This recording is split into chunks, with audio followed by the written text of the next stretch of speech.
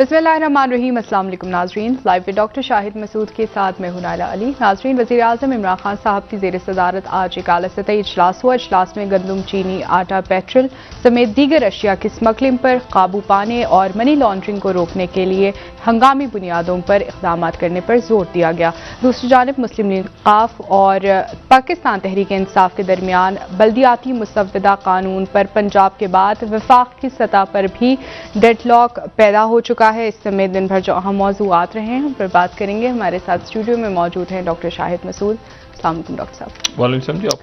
Doctor साहब, एक और हम देख रहे हैं कि सियासी मंजरनामे में हमें इख्तिलाफात हुकूमती इत्तेहादियों और हुकूमत के बीच नज़र आ रही हैं। बल्दियाती इंतखाबात को लेकर जो मुसव्वदा कवानीन पर पंजाब के बाद अब हम विफाक में काफ लीग और MQM भी अपने इख्तिलाफात का इजहार करिए, तहफ़्फ़ुज़ात का इजहार करिए। क्या समझ रहे हैं कि क्या मज़ीद मुल्की सियासत में गर्मा गर्मी पैदा होने वाली है? देखिए, ना हुकूमत और हुकूमत के जो इत्तेहादी हैं वो मुकम्मल तौर पे एक पेज पे हैं और हो भी नहीं सकते जी, ठीक है। बहुत सारे इख्तलाफात हैं MQM, मुस्लिम लीग काफ और PTI के दरमियान, और इसी तरह से जो अपोजिशन है वो भी बेशुमार मामलात के ऊपर उलझी हुई है जी। इस्तीफे देने नहीं देने, वो तो किस्सा खैर अब खत्म हो गया। अब क्या इस्तीफे देने, अब तो ज़ाहिर है कि इलेक्शन ईयर शुरू हो गया, तो वो भी उलझे रहे इसी मामले में। और इसी में वो जो मौलाना फजलुर रहमान साहब और PDM जो है वो भी कोई मरबूत हिकमत अमली के साथ अब तक सामने नहीं आई कि क्या करना है। तो इस पूरी पिक्चर में मेरा ख्याल है कि अब तमाम शख्सियात अगर एक तरह से देखा जाए तो लगेगा कि वो इलेक्शंस की तरफ, जैसे पाकिस्तान पीपल्स पार्टी का जलसा हुआ है कल, बड़ा जलसा, इसी तरह से मुस्लिम लीग नून जो है वो तो PDM के दौरान ही अपने मुख्तलिफ जलसे कर चुकी है, जिसमें किसी में शहबाज शरीफ साहब, किसी में मरीम नवाज साहिबा, किसी में नवाज शरीफ साहब जो है उन्होंने खुद भी खिताब किया लंदन से। तो मौलाना फजलुर रहमान साहब की अपनी एक जमात है और उनके अपने अलहदा से भी जलसे हुए हैं। तहरीक लब्बैक पाकिस्तान, बड़े उनके इज्तिमात होते रहे हैं।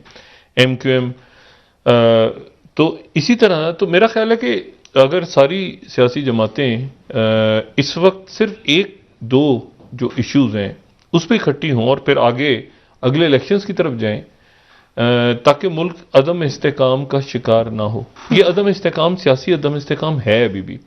अच्छा, अदम इस्तेकाम आपको किस तरह नज़र आता है? अदम इस्तेकाम आपको इससे नज़र आता है कि लोगों को समझ नहीं आ रहा होता, आम लोगों को, कि यार एक मिनट, हम सरमायाकारी करें ना करें, मतलब ये माशी सूरत हाल है, इसमें अगले हफ्ते क्या होगा, कैसे नहीं होगा क्या।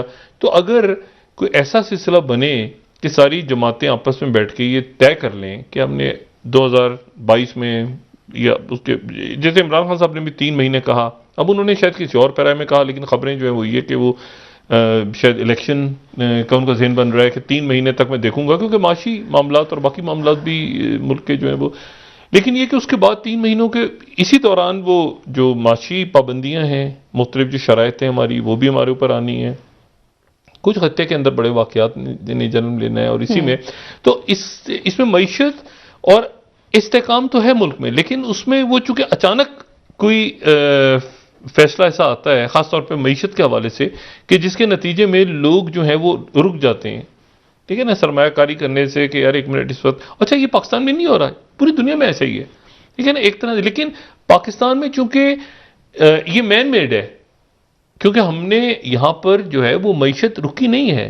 मतलब हमने जो है ना इस वक्त ये जो कोविड के 2 साल गुजारे हैं, तो ये बड़े, अल्लाह का शुक्र है, बहुत बेहतर गुजारे हैं। मईशत हमारा पहिया चलता रहा है मुल्क का, पाबंदियां लगी, खुल गई, स्मार्ट लॉकडाउन हुआ, जैसे हुआ वैक्सीनेशन, ये सारा, तो हम उससे फिर से निकल गए हैं। लेकिन मसला ये है कि बतौर मुल्क अगर हम सोचें ना, तो उसमें देखें, मिसाल के तौर पे कराची में जो नेशनल टावर का इशू है, देखिए, अगर यहां से जाते हैं, सुप्रीम कोर्ट जाती है, चीफ जस्टिस जाते हैं, तो वो फैसला करती हैं अगर नेशनल टावर्स का, तो वो फैसला जो है वो आइन और कानून जो कहता है उसके मुताबिक करेंगे। अच्छा, इससे पहले शायद याद हो कि जब कराची में वो बारिशें और बहुत ज़्यादा तेज़ बारिशें और ये सारे मामला वगैरह हो गए। उस लोगों को याद होगा आर्मी चीफ बाजवा साहब कराची गए थे एक मरहले पे, और उसके बाद उन्होंने जाके सब लोगों से, क्योंकि होता यह है कि जो फर्स्ट लाइन, जो पहले सबसे पहले यानी आप समझें कि गली मोहल्ले की सतह पे वो बल्दियाती निज़ाम होता है, ठीक है, बल्दियाती निज़ाम देखता है। बल्दियाती निज़ाम के बाद जो है वो सूबाई हुकूमत होती है, सूबाई हुकूमत की वफाकी हुकूमत होती है। अच्छा, लेकिन वहां पर मसला जो खराब होता है वो ये होता है कि वहां पे सियासत आ जाती है। अच्छा, खराब भी होता है और अच्छा भी होता है। अच्छा उस सूरत में होता है कि तीनों में एक रब, यानी एक आपस में वो उनका इत्तेहाद हो, ठीक है ना। जो बल्दियाती निज़ाम है उसके साथ जो है वो सूबा ना लड़ रहा हो, सूबे के साथ जो है वफा, तो कुछ मामलात पे, क्योंकि शहर तो सबका है ना, मुल्क सबका है।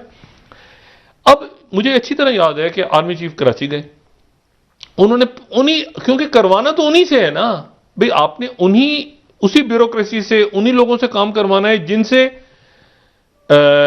कराची की या सिंध की इंतजामिया करवा सकती है ब्यूरोक्रेसी, या जिनसे जो है वो सूबाई हुकूमत करवा सकती है, या जिनसे जो है वफाकी हुकूमत करवा सकती है। तो अब यहां पर मसला ये आता है कि जो पॉलिटिकल पार्टीज हैं उनको आगे खड़े होकर फिर वो फैसले की, जो क्योंकि वो अनपॉपुलर फैसले होंगे, ये ध्यान में रखें। अदालत फैसला करेगी तो वो सियासी फैसला नहीं होगा, वो फैसला होगा जो हो सकता है लोगों को बुरा लगे, लेकिन वो कानून के तहत होगा ना, वो तो बाय बुक होगा। अब उसकी जो शिद्दत है या बुलेट्स हैं वो पॉलिटिकल फोर्सेस लेती हैं अपने ऊपर, कि मतलब ये अदालत का फैसला है तो ये हम यहां खड़े हैं ना, तो हम इसको इंप्लीमेंट करवाते हैं, ठीक है। लेकिन मसला यह है कि वो अब इस तरह से लगा जैसे कि सुप्रीम कोर्ट ने जो फैसला किया है उसके नतीजे में वो सियासी पार्टियां उसको, मतलब वो, हालांकि वो जो कुछ हुआ है वो वहां पे, और कराची में नहीं पूरे मुल्क में, तो उसमें तो तमाम अदारे और तमाम सियासी जमातें और तमाम जो दूसरे ग्रुप्स हैं उस सब ने मिलकर किया है ना, अच्छा किया है तो भी और बुरा किया है तो भी। लेकिन अब इश्यू ये है कि अब वहां पर ये कमी अब महसूस जब होती है तो बुनियाद के ऊपर बल्दियाती अदारे हो तो बहुत सारे मामला ऊपर जाए ना, यानी सूबाई असेंबली में ना जाए, बहुत से मामला वफाकी हुकूमत पे ना। लेकिन आप देखें कि वो गटर के ढक्कनों से शुरू होता है मामला और वो जाता है वजीर आजम हाउस तक, या वो गटर के ढक्कनों से या सड़कों से शुरू होता है तो वो जाता है वजीर आला तक, क्योंकि दरमियान में एक पूरा जो सेटअप है वो बल्दियाती अदारों का वो गायब है। बल्दियाती अदारों ये होता है कि वो नाजिम काउंसलर बैठे ही होता है मोहल्ले में, मतलब उसको कोई ताल्लुक नहीं होता कि मैंने इस्लामाबाद जाके फाइलें साइन करवानी है, वो अपने मोहल्ले में ही रहता है, वो उधर ही बैठता है, वो उधर ही उसकी जो मतलब वहां ग्रास रूट वही मोहल्ले का होता है, लोगों को पता है काउंसलर है साथ ही, मतलब वो इतनी बड़ी एक स्ट्रेंथ होती है लोगों की। लोगों का एमपीएस नहीं मिलते, लोगों को एमएलए नहीं मिलते, काउंसलर जरूर मिलता है। इसलिए ये बल्दियाती अदारों का मुल्क में कायम होना बहुत जरूरी है। टेस्ट करवाना है, चीजें करवानी है, मसले मसाइल, हस्पताल है, वो तो पूरी एक समझे कि खानदान सा बना होता है वहां पे काउंसलर जो होता है। और तो मेरा ख्याल है कि एक तो ये इसके ऊपर इत्तेफाकी राय करके अगर हमारी सारी सियासी जमातें, स्टेक होल्डर्स और जल्द से जल्द बल्दियाती निज़ाम ले आए ताकि लोगों के ये बुनियादी मसाइल तो हल हों, और ये पहले हो जाना चाहिए था। अब इसमें कोई ऐसा तो है नहीं कि वो तरमीमी ऑर्डिनेंस और फलाना, वो मतलब है कि ऐसा भी तो हुआ है कि बहुत मुख्तलिफ, जो मैं हमेशा कहता हूँ ना, जैसे नेमतुल्लाह खान साहब की मिसाल लें कि नेमतुल्लाह खान उधर हैं जमात इस्लामी के, अल्लाह उनकी दर्जात बुलंद फरमाए, वो जमात इस्लामी के मेयर हैं, और साथ ही जो है वो एमक्यूएम जो है वो मरकज में और सूबे में और मुस्लिम लीग काफ है। आप जरा देखें ना, और तो बिल्कुल, और एमएमए की हुकूमत, लेकिन वो एमक्यूएम और नेमतुल्लाह खान साहब की अब देखें कि ऐसे काम साथ किया उन्होंने। तो मसला ये कि कुछ मामलात के ऊपर जो है वो हमें आगे बढ़ के भी सोचना चाहिए ना मुल्क का, कि वो हम सियासी मामलात में ही पड़े रहेंगे सारा वक्त। तो मुझे ऐसा लगता है कि ये अब जैसे, और मेरी दिल भी है कि जैसे थोड़ा सा सुकून अभी 1-2-4 दिन से जरा ये टेपें फलाना ऑडियो वॉडियो में ये जो है ना डिपार्टमेंट ऑफ डेटिटिक्स की तरफ, तो जिन जिन पार्टीज में या जहां जहां पे है ये तो फजूली आते हैं बिल्कुल।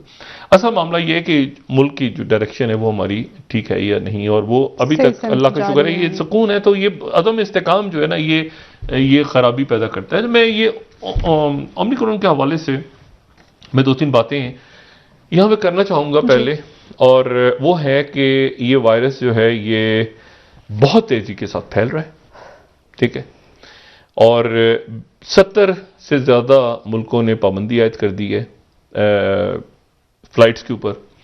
और ये नीदरलैंड्स में और बाकी जगहों पे तो देखिए इस तरह से हुआ है कि वो लोग पिछले चंद हफ्तों के दौरान फ्लाइटें लैंड हो गई हैं। यानी मैं सिर्फ आपको ये नीदरलैंड्स की आपको मिसाल दूं कि नीदरलैंड में वो इन अफ्रीकन कंट्रीज से जो हैं ये लोग लैंड हो गए 5000, और 5000 में से सिर्फ 61 अभी तक ट्रेस हो पाए हैं, बाकी निकल गए इधर उधर। उनकी तलाश जारी है, वो कहां गए कहां पर आए। आपने भी तो भी 3-4 दिन पहले लगाई है ना यहां पे पाबंदी। तो कितने लोग आए, क्या हुआ, उनका डाटा किधर था, क्या था, तो कुछ नहीं पता। क्योंकि मसला यह है कि वो जब डिटेक्ट हुआ तो उससे वो पहले से जो है वो फैला हुआ था ना वहां पे। तो एक तो यह है कि इस बात का गालिब इम्कान है कि ये पाकिस्तान में ऑलरेडी मौजूद हो।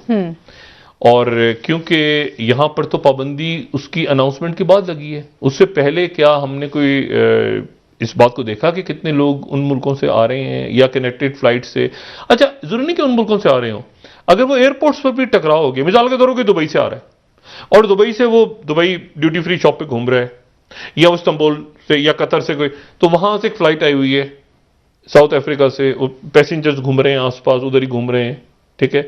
तो मतलब वहां पर इसका जो ट्रांसमिशन मतलब मैं एक सिनेरियो बता रहा हूं कि क्योंकि एयरपोर्ट्स के ऊपर भी ये बड़ा ये कैच करता है ना, ठीक है ना। तो ये पाबंदियां जो कि अब लगी हैं, तो इससे पहले जो है वो तो फैल गया पूरी दुनिया में, तो और वो फैल रहा है। और उसके नतीजे में अब ये है कि ये कहां तक इसका असर होता है, कितने लोग मुतासिर होते हैं, सब क्या कुछ होता है। तो ये आने वाले दिन जो है वो बड़े इंपॉर्टेंट हैं। पाबंदियां आयद हो रही हैं मुख्तलिफ जगहों पर हो रही हैं।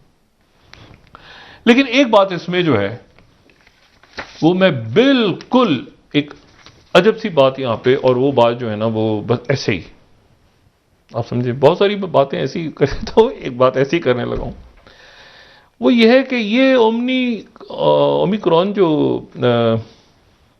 वायरस है ये आज हो गया है, आज 1 दिसंबर, ठीक है। और अभी तक ओमिक्रॉन से जो लोग वैक्सीनेटेड या वैक्सीनेशन जिनको एक डोज भी लगी है, अभी तक ओमिक्रॉन से कोई डेथ सामने नहीं आई, ठीक है। और ऐसा भी कहीं नहीं हुआ दुनिया में कि ओमिक्रॉन के नतीजे में लोग जो हैं वो ज़्यादा वेंटिलेटर्स पे चले गए हों। मतलब वही है, इन्फेक्शन फैल रहा है, इन्फेक्शन आपको ऐसे जाते नजर आएगा ये तेजी के साथ। लेकिन मैं बात कर रहा हूं कि इन्फेक्शन तेजी से फैलना और उसका खतरनाक होना दो अलग चीजें हैं। मतलब बहुत से लोगों को जुकाम हो गया, ये अलग चीज है, और वो जुकाम खतरनाक है, ये एक दो अलग अलग बातें हैं। खतरनाक होना कुछ और है, तेजी से फैलना कुछ और है। तो तेजी से फैल रहा है, खतरनाक है या नहीं, ये एक अलग सवाल है। आज इसको जितने दिन हो गए हैं तो, और जितनी ज्यादा इसके ऊपर म्यूटेशंस हैं, जो हमने पहले भी बात की कि 50 म्यूटेशंस जो हैं वो मतलब 32 तो स्पाइक प्रोटीन्स पे नजर आ गए, बड़ी आसानी के साथ इसकी म्यूटेशंस आम पीसीआर टेस्ट और आम जो लैब्स में नजर भी आ रही हैं सारी। तो मैंने पहले भी बात की थी ये, और मैं इसको दोबारा दोहरा रहा हूं कि जब वायरस में बहुत ज्यादा म्यूटेशन होती है ना, वायरस बहुत ज्यादा अपनी शक्ल बदलता है, बहुत ज्यादा तब्दीलियां ले आता है, ठीक है। वो तो उसके नतीजे में मतलब कुछ, मतलब मुझे पता नहीं बात कहनी चाहिए कि नहीं, लेकिन ये बहुत सी शख्सियात ऐसी हैं जो वो अपने चेहरे पे बोटॉक्स वोटॉक्स लगवाते रहते हैं, है ना। प्लास्टिक सर्जरी, ये ऐसे हो जाए, होंठ ऐसे हो जाए, नाक ऐसे हो जाए, तो कभी कभी तो ठीक हो जाता है, कभी कभी वो अजीब शक्ल बन जाती है। तो मुझे इस बात का यानी आप समझ लें कि जिस कदर ज्यादा म्यूटेशंस इस पे हो गई हैं और जितना ज्यादा बोटॉक्स के इंजेक्शन इस वायरस ने अपने ऊपर लगा के और अपनी शक्ल बदलने की कोशिश की है तेजी के साथ, इस बात के मुकम्मल इम्कानात हैं कि इस वायरस ने अपने आप को तबाह बर्बाद कर लिया खुद ही, ज्यादा म्यूटेशंस के साथ। ये मैं बात बिल्कुल, यानी अभी मेरे पास कोई डाटा नहीं है, ना कोई साइंटिफिक एविडेंस है, लेकिन मैं इस बात को सिर्फ इसलिए कह रहा हूं कि इतनी ज्यादा म्यूटेशंस हो गई हैं इस पे, इतनी म्यूटेशंस हैं कि उन म्यूटेशंस के नतीजे में ये खतरनाक अंदाज में फैल तो रहा है बहुत ज्यादा, लेकिन उसके बाद बहुत ज्यादा म्यूटेट हो जाए ना वो वायरस, बहुत ज्यादा अपनी बुनियादी बहुत ज्यादा साख में तब्दीलियां कर लेना, तो फिर उसके नतीजे में बहुत सारे लोगों को हो जाता है, लेकिन उसका फिर वो असर जाहिर हो जाता है। हाँ, वो जो उसकी जो लीथल जो साइड होती है ना, तो मैं ये बात इसलिए कह रहा हूं कि ये मुमकिन है कि अगले कुछ अरसे में, ये तो तय बात है ना साइंटिफिकली, कि ये वायरस जो है ये जगह ले लेगा डेल्टा वायरस की, लेकिन इस बात के भी इम्कानात हैं कि इतनी ज्यादा म्यूटेशंस के साथ ये वायरस जो है ये खुदकुशी कर ले, यानी कि गायब हो जाए बिल्कुल ही, मतलब एक आम मामूल बन जाए। यानी बहुत सारे है ना घूम रहे वायरसेस हमारे जिस्म के अंदर, जैसे जुकाम हो गया, अरबों ट्रिलियंस बिलियंस वायरसेस, बैक्टीरिया, ये तो बहुत कुछ। अगर आपने देखना हो तो जरा अंधेरा लाइट ऑफ करके और जरा से टॉर्च जला के या माचिस जला के देखें आपको किस तरह की हवा नजर आती है, जिसमें हम सांस ले रहे होते हैं। हमको छोटे छोटे छोटे जरात लाइट में, तो उसमें हम सांस ले रहे होते हैं हर वक्त, तो हमारी इम्यूनिटी है ना। मेरा पॉइंट ऑफ व्यू है कि इतनी ज्यादा म्यूटेशंस के साथ मुमकिन है कि ये वायरस जो है ये सुसाइड कर ले खुद ही, और वो सब लोगों को हो गया हो और वो लोग इम्यून हो जाएं। म्यूटेशन बहुत ज्यादा हो गई है ना, वैक्सीनेटेड भी, और अभी तक जो लग रहा है, ठीक है, इस बात के आसार हैं। देखिए साउथ अफ्रीका में फैला लेकिन डेथ्स नहीं हुई, माइल्ड हेडेक ये वो सारा। तो अगर वहां 24 तारीख और आज हो गई पहली, तो 24 से पहले मैंने आपसे कहा था कि 20-25 दिन हो गए हैं, तो 20 दिनों में या 19 दिनों में कोई तो आईसीयू में पेशेंट ऐसा नहीं है। फैल रहा है, एहतियात करनी है, वैक्सीनेशन, लेकिन वैक्सीनेशन, एहतियात और डेटा का इंतजार। ये बात मैं जो कर रहा हूं, ये मैं सिर्फ एक गुमान कर रहा हूं कि ये साइंटिफिकली पॉसिबल है कि एक वायरस में बहुत ज्यादा म्यूटेशंस हो जाएं, इतनी ज्यादा तो वो वायरस जो है वो सुसाइड की तरफ चला जाए। तो हमें दुआ करनी चाहिए कि ऐसा हो, साइंटिफिकली मैं बात कर रहा हूं। और दूसरी जो बात है वो ये है कि इतनी ज्यादा जो म्यूटेशंस हैं, इतनी ज्यादा म्यूटेशंस, उसमें साइंटिफिक बात हो रही है दोबारा, जो कि बिल्कुल यानी हो सकता है कि प्रैक्टिकली ये ना हो, लेकिन जो थ्योरी है मैंने उसके मुताबिक बात की कि थ्योरी ये कहती है कि इतनी ज्यादा म्यूटेशंस के साथ वायरस जो है वो फिर खत्म भी हो जाते हैं, नंबर 1। नंबर 2, थ्योरी ये कहती है कि मैसेंजर आरएनए वैक्सीन, जो कि स्पेसिफिकली वायरस का एक हिस्सा जिस्म में इंजेक्ट करने के बाद एंटीबॉडीज डेवलप करती है, उस वैक्सीन से, मैसेंजर आरएनए वैक्सीन से ज्यादा इतनी म्यूटेशंस अगर हों तो वो वैक्सीन काम करती है जिसमें पूरा का पूरा डेड वायरस डाला और फिर वैक्सीन तैयार हुई हो। यानी इस वायरस के अगेंस्ट चाइना की वैक्सीन ज्यादा इफेक्टिव होंगी थ्योरी वाइज। मैंने दोबारा बात की कि थ्योरी, यानी मॉडर्ना और एस्ट्राजेनेका और फाइजर वो सब अपनी जगह, मैं ये नहीं, लेकिन मैं कह रहा हूं थ्योरी वाइज इतनी म्यूटेशंस के साथ वो वैक्सीन जो कि तमाम जो पुराना वेक्टर को, पूरा वायरस है ना उसमें पूरा डेड वायरस है और उसके अगेंस्ट बनी हुई है, जो रूटीन जो तरीका रहा है हमेशा दुनिया का, ये तो मैसेंजर आने तो नई टेक्निक है ना। जो थ्योरी वाइज चाइना की वैक्सीन इस इतनी ज्यादा म्यूटेशंस के अगेंस्ट ज्यादा इफेक्टिव होगी जिन लोगों ने चाइना की वैक्सीन लगाई है। ठीक है, दूसरी वैक्सीन लगाई है वो भी बहुत अच्छी है, वहां पर भी मैंने कहा ना कि जैसे अमेरिका में, यूरोप में, बाकी जगहों पर अभी तक इसके कोई हमें बहुत ज्यादा, अल्लाह का शुक्र है, इन्फेक्शन तो लोगों में है पॉजिटिव हैं लोग, लेकिन अभी तक वो सीवियर केसेस नहीं है। लेकिन मैंने दोनों बातें, तो वो वैक्सीन भी काम कर रही है, ये भी कर रही है। थ्योरी वाइज चाइना की वैक्सीन वेक्टर पुराने अंदाज वाली, क्योंकि कंप्लीट वायरस के वो ज्यादा इफेक्टिव है। तो ये दो चीजें ऐसी हैं जो हम देखते हैं। मैंने कहा ना अभी हम वॉच कर रहे हैं, तो पूरी दुनिया वॉच कर रही है, हम भी रोज देख रहे हैं। तो अभी तक जो 2-3 बातें हैं वो ये हैं कि ये हो सकता है कि एक तरह से वो ये इतनी म्यूटेशन जो है ब्लेसिंग इन डिस्गाइज हो, कि वायरस जो है वो इतना म्यूटेट कर गया है कि अब वो वायरस इतने म्यूटेशन के बाद और इतना फैलने के बाद तो ये बहुत बड़ा खुदा ना खासा दुनिया में, लेकिन वो फैल रहा है, लेकिन साथ ही लोग इम्यूनाइज भी हो रहे हैं, लोगों में वैक्सीनेशन लग रही है, और इसीलिए वो थर्ड डोज की तरफ दुनिया जा रही है कि भाई मतलब तीसरी डोज कई मुल्कों में मैंडेटरी अब लाजमी कर दी कि तीसरी डोज लगवा लें।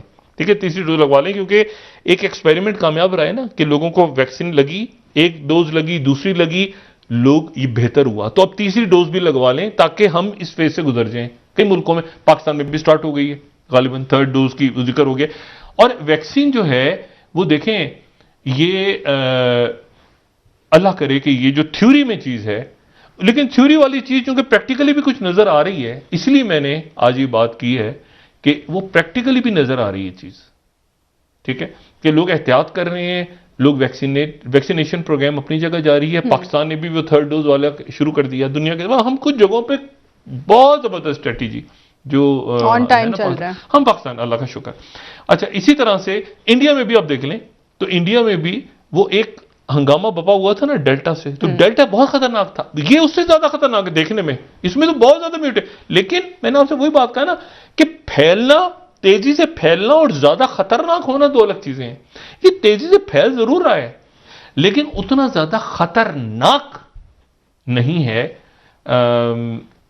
ये चीज अभी तक सामने आ रही है, और अल्लाह करे कि कल या 2 दिन बाद भी हम यही बात कर रहे हो। लेकिन अभी तक मैंने वो बात की जो थ्योरी में भी है और जो चीज प्रैक्टिकली भी हमको दुनिया में नजर आ रही है। लोग अच्छा है कि प्रिकॉशंस कर रहे हैं, ओवर रिएक्ट लेकिन नहीं करना चाहिए, पैनिक में नहीं आना चाहिए, और मास्क और जहां पर ये सिम्टम्स हो तो फौरन जाके अपने आप को चेक करवाएं, और मतलब वो सारी जो रूटीन चीजें हैं ना उस पर रहें। लेकिन ये बात जो मैंने कही कम से कम, और ये बहुत ज्यादा ट्रैवल के ऊपर पाबंदियां और ये जो मुल्क करेंगे वो अपना नुकसान खुद करेंगे। वॉच करना है, हमारे एयरपोर्ट्स पे, दुनिया भर के एयरपोर्ट्स के ऊपर टेस्ट हो रहे हैं। सबसे बड़ी बात है कि नॉर्मल पीसीआर टेस्ट से ही नजर आ जाता है, तो नया टेस्ट हमें नहीं चाहिए। बूस्टर के लिए दुनिया जा रही है कि एक थर्ड, लेकिन ये वायरस जो है अगर अगले 1-2 दिन के अंदर, 3 दिन में इसकी फेटेलिटीज हमें बढ़ती नजर ना आई, यानी खतरनाक या अमवात, तो फिर इसका मतलब ये वायरस सुसाइडल मोड में चला गया है, ये खुदकुशी करेगा। हाँ, ये इतना ज्यादा म्यूटेट कर गया है कि इसके ये जो है ये फिर उसके बाद ये काश ऐसा हो, काश ऐसा। अनप्रिडिक्टेबल वायरस, मिस्टीरियस वायरस है, सर पैर कुछ नहीं। लेकिन मैं ये बात कर रहा हूं जो थ्योरी में बात है वो ये है, और प्रैक्टिकल साइंस भी चूंकि नजर आया। मैंने कल भी बात की थी ना कि अभी तक ये, मैं आज का दिन एक और गुजर गया, सारी दुनिया से लिटरेचर उनका, ब्रिटिश मेडिकल जर्नल क्या कह रहे हैं, तो लैंसेट क्या कह रहे हैं, तो ये क्या होता है, तो केसेस तो हैं और बढ़ भी रहे हैं, लेकिन वो खतरनाक नहीं है। तो विच इज गुड कि लोगों को सिम्टम हुए, पॉजिटिव टेस्ट है, लोग आराम से बैठे हैं, उनको क्वारंटाइन कर दिया, लेकिन फिर वो ठीक हो रहे हैं। तो मतलब है कि वो, और वैक्सीनेशन उनको लग रही है, वैक्सीन, ठीक है ना। और खास और वो लोग जो इम्यूनो कॉम्प्रोमाइज्ड हैं, एज ज्यादा है, बीमारियां हैं, वो उनको अपने मतलब इस फेज से बस हमने गुजरना है। सही, ठीक है। तो देखें कि ये अल्लाह करे कि जो बात थ्योरी है वो प्रैक्टिकली भी हमें नजर आए, क्योंकि ये जाहिर है साइंस है, ये धोखा भी देती है, डिच भी करती है। लेकिन मैंने जो बात की वो बात मैंने साइंटिफिक बेस पे की कि ये बहुत ज्यादा म्यूटेट कर गया, इतना म्यूटेट जो है इसको नहीं करना चाहिए था, लेकिन अच्छा हो गया ये कर गया। लेकिन यहाँ पर ये अपने आप को जो है ना ये धोखा दे गया। अच्छा, एक बात ये, दूसरी जो बात है वो ये है कि अगला जो हफ्ता है, ये हफ्ता कमिंग वीक, ये समझ लें कि ये कुछ हवालों से डिसाइसिव है, फैसला कुन है। और वो फैसला कुन इसलिए है कि आज से ठीक 5 दिन के बाद प्रेसिडेंट पुतिन जो है वो दिल्ली में होंगे, और अब तक ये बात तय नहीं हो सकी कि क्या अमेरिका पाबंदियां आयद करता है इंडिया पे या पाबंदियां आयद नहीं करता। वो पाबंदियां जो कि टर्की पे उसने आयद की हैं, कास्टा वाली, और वो पाबंदियां अगर आयद नहीं होती तो मसला ये होगा कि आपने अपने 2 इत्तेहादी यानी फ्रांस और ऑस्ट्रेलिया के दरमियान तो डील खत्म करवा दी, न्यूक्लियर सबमरीन की डील, जिसके नतीजे में फ्रांस शदीद एक हंगामा बपा हो गया पूरी यूरोपीय यूनियन में। लेकिन आपने जो है वो टर्की पे भी लगा दिया जो कि नेटो वाला है। इंडिया पर भी पाबंदियां लगी थी, बाद में खत्म हुई। ये 98 का जो ब्लास्ट हुआ था हम पर भी लगी थी, इंडिया पे भी लगी थी। लेकिन उसके बाद ये हुआ कि मनमोहन सिंह, अटल बिहारी वाजपेयी, मनमोहन सिंह, मोदी साहब, वो इंडिया अमेरिका स्ट्रेटजी पर, वो स्ट्रेटेजिक पार्टनरशिप अब एक ऐसी जगह खड़ी हो गई है जहां पर जाकर ये इंडिया ने फौरी तौर पर तय कर रहे हैं। वहां लॉबिंग हो रही है कांग्रेस वगैरह में, लेकिन अभी तक ये बात तय नहीं है। और इंडिया यहां तक चला गया है कि उसने अमेरिका से कहा है, रशिया से कहा है कि हम आपके साथ S-400 और ये सारा खरीदने जा रहे हैं। इस मरहले पे 2-3 बातें नई दिल्ली के अंदर, और नई दिल्ली और इस्लामाबाद जाहिर है कि वेल कनेक्टेड, आपस में पूरी दुनिया है। क्या इंडिया रशिया के साथ जाता है तो अमेरिका उस पर पाबंदियां लगाता है या नहीं लगाता, ये बाइडेन का इम्तिहान है। लगाता है तो भी, और फिर दूसरा ये कि क्या रशिया के वेपन्स चाइना के अगेंस्ट यूज होंगे और रशिया क्या करने देगा। अच्छा, रशियंस को कोई फिक्र नहीं है, जैसे अमेरिकन को है ना कि हमारी टेक्नोलॉजी निकल जाएगी, F-35 निकल, उन्हें कोई इशू नहीं है, कोई इशू है ही नहीं रशिया को। आराम से उन्हें आप चेकमेट पैसे दें और ले लो, रशियंस आर ओके। ये क्या चक्कर है कि अमेरिकन इतना सेंसिटिव है अपनी टेक्नोलॉजी के बारे में, रशियंस तो नहीं है भाई। वो टर्की, नेटो इत्यादि उन्होंने दे दिए S-400, इंडिया को अमेरिका का इत्यादि दे रहे हैं। सवाल यह है कि अमेरिका का रिस्पांस क्या होगा, पहली बात। दूसरी बात यह है कि आज एक बहुत इंटरेस्टिंग डेवलपमेंट हुई है, बहुत इंटरेस्टिंग, और वो ये है कि यूरोपीय यूनियन ने, बड़ी सरप्राइजिंग ये जो है ये बात है कि यूरोपीय यूनियन ने, EU ने, अगर हम उनकी दिखा सकें, हमारे पास उनका अलामिया हो, तो यूरोपीय यूनियन ने, यूरोपीय कमीशन ने, यूरोपीय कमीशन, जो 17वीं स्लाइड है, 300 बिलियन यूरोस का उन्होंने तमाम दुनिया में एक बेल्ट एंड रोड किस्म का इनिशिएटिव ग्लोबल गेटवे के नाम से अनाउंस कर दिया है EU ने। उसका नाम है ग्लोबल गेटवे। ये ब्रिंग बैक अमेरिका भी था ना एक, ये अच्छा, ये इन्होंने अनाउंस किया, और ये बड़ी इंटरेस्टिंग चीज है। ये यूरोप की तरफ से अनाउंसमेंट हुई है। 300 बिलियन, इसको डॉलर्स में कन्वर्ट करेंगे तो ये 300 साढ़े तीन सौ के करीब डॉलर्स, बिलियन डॉलर्स बनेंगे। अच्छा, और इसके ऊपर जो है वो फाइनेंशियल टाइम्स को मैं कोट कर देता हूं। EU प्लान्स 300 बिलियन, 16वीं slide, 300 billion euros global infrastructure spend to travel China. ठीक है, अच्छा, यानी बेल्ट एंड रोड, इसकी आप जरा अमाउंट देखें, अफ्रीका, एशिया, यानी तमाम दुनिया में, यूरोप। अच्छा, अब यह देखना है इसमें कि ये इसकी इंटीग्रेशन कितनी होती है अमेरिका के साथ इस प्रोजेक्ट की, और क्या ये हकीकतन कोई प्रोजेक्ट है या एक, जैसे अभी वो bring back America, AUKUS, quad, अभी क्वाड जो है ये क्या है सर पैर, इसका मुझे तो पता नहीं। और मैं जो है ना आज जो नेशनल इंटरेस्ट है उसका एक आर्टिकल मैं पढ़ रहा था नेशनल इंटरेस्ट में, जो कि एक बड़ा मुक्कर जरीदा है, तो उसके अंदर तो ये लिखा हुआ था कि पता नहीं उसकी स्लाइड हमने बनाई कि उसमें लिखा हुआ था कि इंडिया जो है वो एक लाइबिलिटी है, अमेरिका का इत्यादि बनने से क्वाड का वीकेस्ट लिंक है और एक बहुत बड़ा जो है वो एक लाइबिलिटी बना हुआ है। तो इंडिया जो है वो क्या स्ट्रेटेजिकली साथ जाता है। देखें, ताइवान के ऊपर परवाजें हो रही, स्टेटमेंट तो आती है ना अमेरिका से, उनकी इतनी सारी जमीन निकल गई मोदी जी की, और ये जब गए वहां क्वाड मीटिंग में तो वो कैमला हैरिस नहीं मिली। 2 मीटिंग्स हुई ना, तो मोदी साहब बैठे हुए थे, उससे वहां तो जिक्र ही नहीं हुआ चाइना का। उसके बाद वो ऑकस से पहले अनाउंस हो गया था। ये इंडिया के लिए वो, अब आप समझ लें कि क्या इंडिया अफोर्ड कर सकता है इस वक्त। अब देखिए ट्विटर, अभी ट्विटर से लेके उनके माइक्रोसॉफ्ट, बेशुमार कंपनीज में अमेरिका में जो है वो भारतीय नजाद जो है वो अमेरिकन हैं, बड़ी जबरदस्त पोस्ट पे। लेकिन स्ट्रेटेजिकली क्या इंडिया इस वक्त ये पॉसिबल है कि वो हट जाए अमेरिका से और इस मरहले पे वो डील साइन करे रशिया के साथ और उस पर पाबंदियां ना लगें,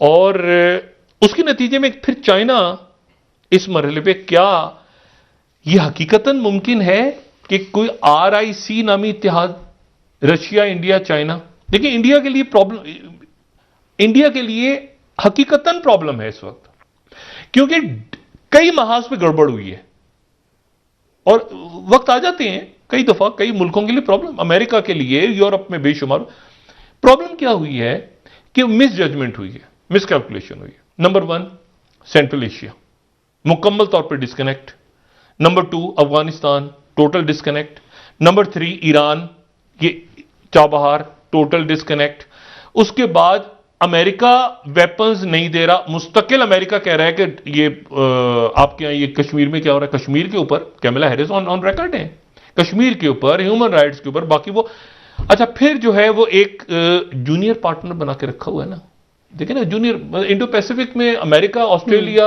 और जापान और ये है ना पुरानी इत्यादि, इंडिया तो अभी घुसा है दरमियान में आके, नया नया ये आप तो मिलेंगे वाजपेयी दौर से स्टार्ट हुआ, मनमोहन से, तो कोई पुराना तजुर्बा है नहीं अमेरिका और इंडिया का, ठीक है ना। और वो भी इंडिया को अमेरिका सुपारी दे, मतलब ये भाई लोग की जबान में बात हो रही है ना, सुपारी किसकी दे रहे हैं, चाइना की यानी इंडिया को चाइना की सुपारी, अच्छा वो इंडिया का अपना पूरा धरना, वो जमीन निकल गई हुई सारी।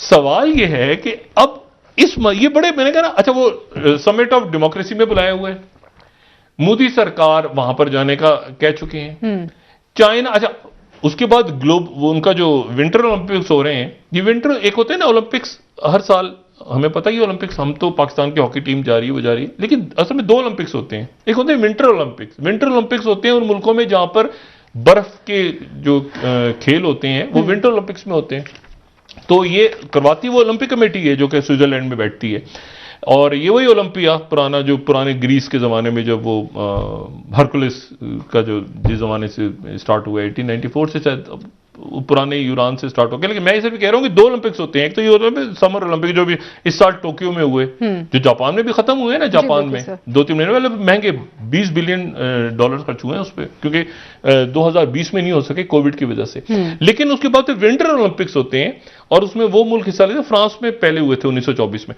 वो उन मुल्कों में होते हैं जहां बर्फ पड़ती है, तो बर्फ के जो खेल हैं वो उनमें वो टीम्स आती हैं, ठीक है। वो चाइना में हो रहे हैं, चाइना में ओलंपिक्स में प्यूटिन तो जा रहे हैं, लेकिन प्रेसिडेंट अमेरिका की टीम जा रही है, बाइडेन गालिबन उन्होंने इनकार कर दिया जाने, तो चाइना ने कह दिया कि हम भी नहीं बुला रहे। तो अब इशू ये है, और ताइवान पे इतनी परवाजें हुई हैं पिछले चंद घंटों में, यूक्रेन जो है, यूक्रेन पे ऐसे आमने सामने खड़ा है अभी तक रशिया और यूक्रेन, और नेटो ने आज कहा है कि अमेरिका जो है वो रशिया जो है वो हमला ना करे यूक्रेन पे, लेकिन साथ ही नेटो के अंदर एक प्रॉब्लम ये क्रिएट हो गई है कि नेटो का मेंबर नहीं है यूक्रेन, और जहां लैंड डिस्प्यूट्स हों वहां पर उन मुल्कों में नेटो जा नहीं, मतलब आप कौन मैं खौमखमद नेटो की मदद, यूक्रेन की मदद को जा नहीं सकता, सिर्फ बयानात है, यानी क्या मकसद है कि वो बयानात हैं, तो पाबंदियां लगा के तो क्या बिगाड़ दिया पहले रशिया का, वापस आज की दुनिया नहीं है पाबंदियों वाली ना, ये तो हम खुद जब जाके फंसते हैं ना बीच में कि कर्जा दो, पाबंदियां, हम खुद जाके अपना सर ना फोड़े, टर्की के ऊपर पाबंदियां लगी, तमाम मुमालिक आजाद हैं, मुल्क जो है वो इंडिपेंडेंट फैसले कर रहे हैं। ठीक है सर, ब्रेक ले लेते हैं, वापस आके आपसे मजीद बात करेंगे। नाज़रीन, एक ब्रेक, हमारे साथ रहिएगा।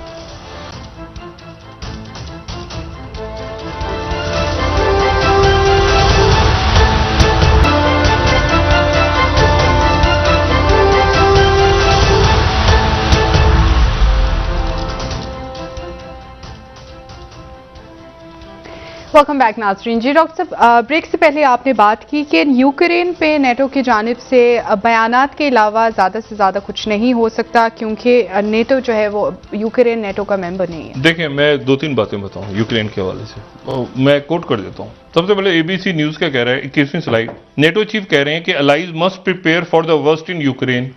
क्या करेंगे कुछ नहीं पता, मतलब वर्स्ट के लिए तैयार रहे, क्या करेंगे, ओ भाईजान क्या करना क्या है, क्या करना है ये नहीं पता। अच्छा, उसके बाद गार्डियन क्या दे रहा है खबर, ये कुछ होने को है, थरथली मचा देते हैं प्रेसिडेंट पुतिन और चाइना, मतलब एक हंगामा पपा है। गार्डियन क्या कह रहा है कि NATO will act if Russia will act if NATO countries cross Ukraine red lines, Ukraine के आसपास आए तो प्रेसिडेंट पुतिन ने क्लैरिटी के साथ कह दिए कि ये यहाँ तो ताल्लुक नहीं है भाई, दूर है ना। अच्छा, ये आज की है सूरत हाल। अच्छा, और उसके बाद इस पूरी सूरत हाल में अब देखिए यूक्रेन, उनकी ताश ने ऐसी, वो तो रशिया ने इतनी बड़ी उनकी जो है ना खबर लगाई है। वो क्या खबर लगाई, चौथी स्लाइड है, जेलेंस्की जो है यूक्रेन के, उन्होंने कहा है कि हमें रशिया से डायरेक्ट बात करनी होगी। ठीक है, मतलब वो कहते हैं ना, साढ़े तय ना रही हो। मतलब मसला ये है कि यूक्रेन के प्रेसिडेंट ने कहा कि ये जंग तो रोकी नहीं जा सकती और हमें जो है वो बात करनी होगी रशिया के साथ डायरेक्टली। तो और प्रेसिडेंट पुतिन को क्या चाहिए भाई, जेलेंस्की वहां जाएं। क्योंकि देखें इशू ये है कि इतना ज्यादा हालिया अरसे में, देखिए अमेरिका को हर सूरत दुनिया में यह तासुर दोबारा देना होगा कि हम अपने इत्तेहादियों के साथ खड़े रहते हैं। ताजा तरीन अगर कोई शख्स उसका निशाना बनाए या पूरी एक हुकूमत या पूरा सिस्टम निशाना बनाए तो उस बंदे का नाम है अशरफ गनी। दूसरा बना है वो अमरुल्लाह सालेह और वो अहमद शाह मसूद जूनियर। ये किधर गए सारे खुदा जाने। एक जलावतन हुकूमत बननी थी, क्या बनना था, ये था। उधर इंडिया अगर रशिया के साथ चूंचा करता है, वो अड्डे वड्डे गए वहां से। वो अड्डों वड्डों की वैसी कोई अहमियत नहीं, वो ताजिकिस्तान वगैरह वो सारे फारिग। लेकिन इशू ये है, मैं जो बात कह रहा हूं कि यूक्रेन जो है वो रशिया से बात है और ये 3-4 दिन के अंदर अच्छा, जो ये समिट ऑफ डेमोक्रेसी हो रही है 9-10 की, इसमें पाकिस्तान को बुलाया, इंडिया को बुलाया, पाकिस्तान को बुलाया। अब इंडिया ये सोचेगा कि एक मिनट ठहर जाए भाई, ये एक क्वाड उनके साथ भी बना हुआ, एक हमारे साथ भी, हम अमेरिका के साथ भी अभी तक हमारे मामला ठीक है और चाइना के साथ ये बैलेंसिंग एक पाकिस्तान अभी तक ठीक कर रहा है। ये अंदर जो मामला है ना हमारा दाखिली इंतशार, इसको जरा साइड पे रखे, आप जरा बड़े लेवल पे देखें ना, लार्जर पिक्चर में, तो पाकिस्तान जो है वो समिट ऑफ डेमोक्रेसी में भी है और पाकिस्तान जो है वो चाइना के साथ तो जाहिर है कि सीपैक और सारे मागज़र में। और दूसरी बात यह है कि ज्योग्राफी इंपॉर्टेंट है। इंडिया डिस्कनेक्ट पहली दफा हुआ है सेंट्रल एशिया से मुकम्मल, पहली दफा। सोवियत यूनियन के साथ वो नॉन अलाइन मूवमेंट बना के थे तो सोवियत यूनियन में ही ना, सोवियत यूनियन के साथ। तो मसला ये, वो तो वहां पर जाए तो जनाब राज कपूर साहब को की फिल्में चला करती थी, बड़े पॉपुलर मॉस्को में और ये सारा।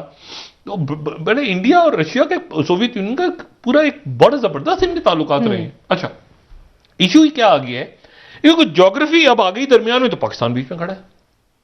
अच्छा, इधर से जाएंगे आप तो पाबंदी किस पे लगी हुई है, ईरान।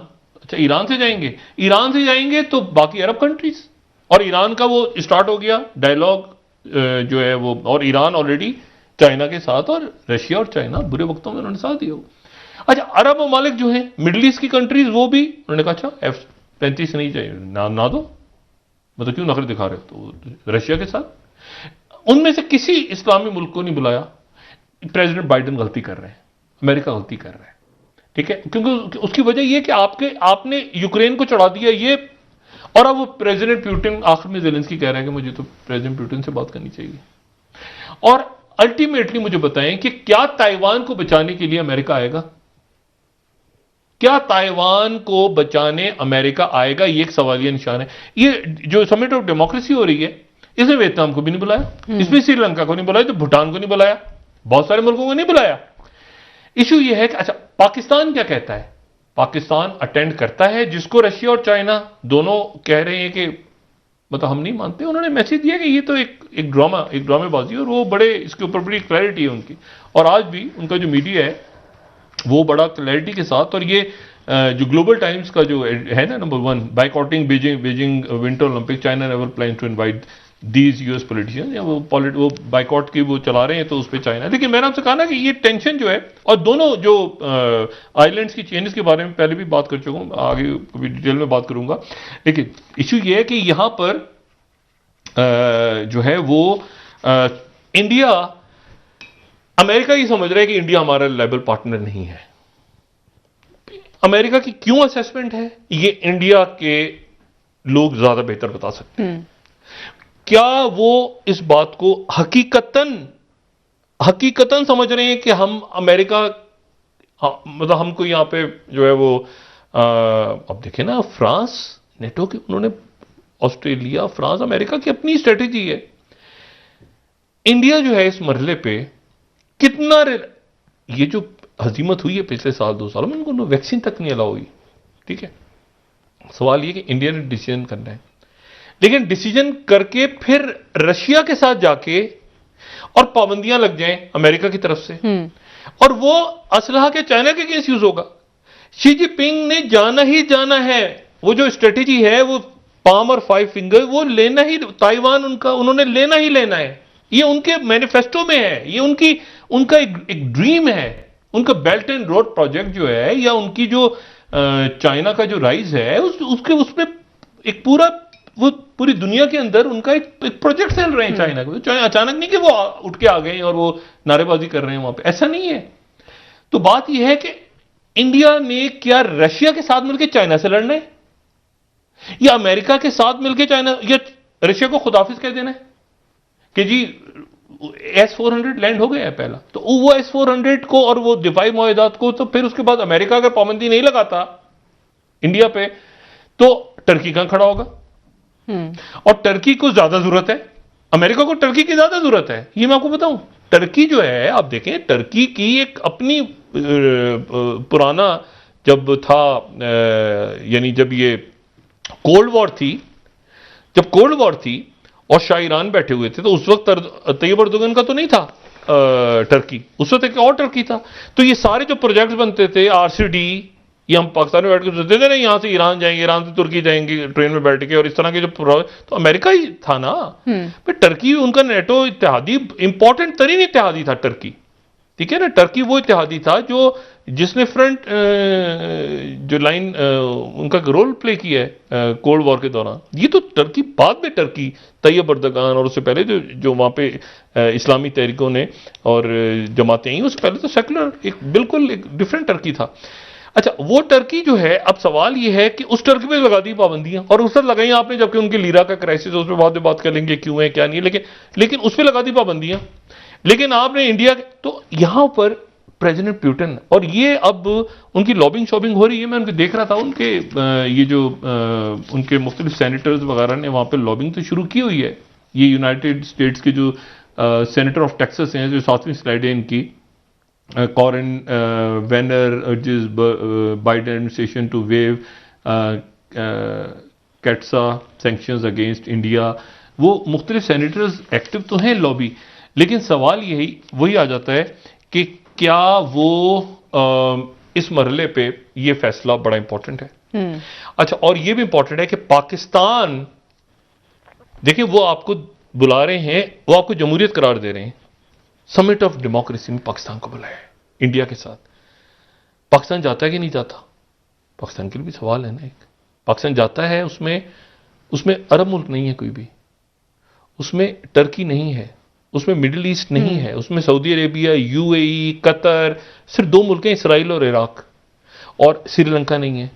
ठीक है, उसमें ये मुल्क यहां से नहीं है, तो बांग्लादेश नहीं। तो सवाल यह है कि पाकिस्तान की क्या पॉलिसी होगी? रशिया और चाइना तो जाहिर है ही नहीं, पाकिस्तान क्या उसमें जाएगा नहीं जाएगा इस मरहले पे, और इंडिया क्या फैसला करेगा?